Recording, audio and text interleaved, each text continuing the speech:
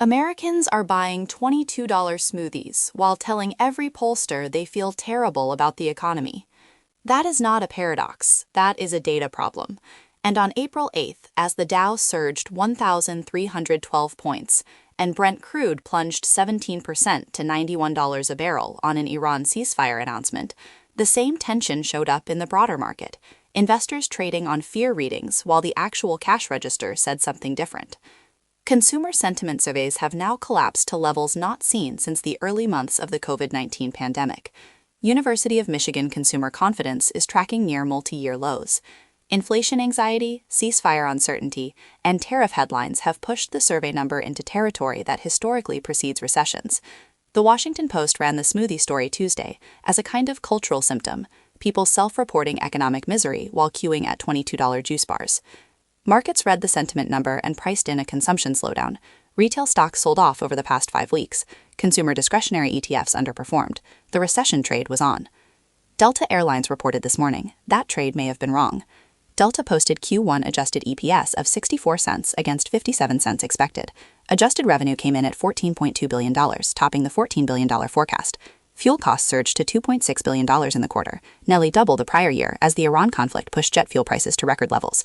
Despite absorbing that hit, the carrier beat. Shares jumped more than 8%. Here's what the consumer sentiment reading does not capture. Delta CEO Ed Bastian said cash sales over the past month are up double digits. Strength runs across booking curves, geographies, and products.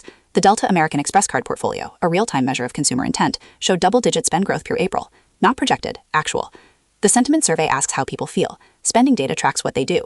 Those two readings have diverged by a historically wide margin. The University of Washington Post smoothie story is not a quirk. It is the signal that the survey is measuring something real, anxiety, but drawing the wrong conclusion from it. Consumer sentiment surveys are built on self-assessment. They capture mood, not motion. In periods of high media saturation around macro risks, war, tariffs, political volatility, sentiment readings systematically undershoot actual behavior. The academic literature on this goes back to the 2011 European debt crisis, when German consumer confidence collapsed while retail sales held. The mechanism: people expect a recession because they have been told to expect one. They spend anyway because their jobs and incomes have not changed yet. Delta's numbers put hard data behind that pattern. A $22 smoothie is not cognitive dissonance. It is a consumer who has read every recession headline and decided their personal balance sheet does not match the narrative. The weight of evidence leans toward the sentiment reading remaining a false signal, for now. The ceasefire announcement removes $2 billion in projected fuel headwinds from Delta's Q2 outlook, which was the single largest known threat to the carrier's margin. Brent at $91 after trading above $110 in March is a direct tailwind for airlines, cruise lines, and any business with energy-sensitive costs. Carnival surged 11% on the same session. United Airlines gained nearly 8%. This holds as long as the labor market does not deteriorate. Sentiment surveys become accurate predictors of consumption collapse when job losses begin, not before. The current unemployment picture does not show that yet.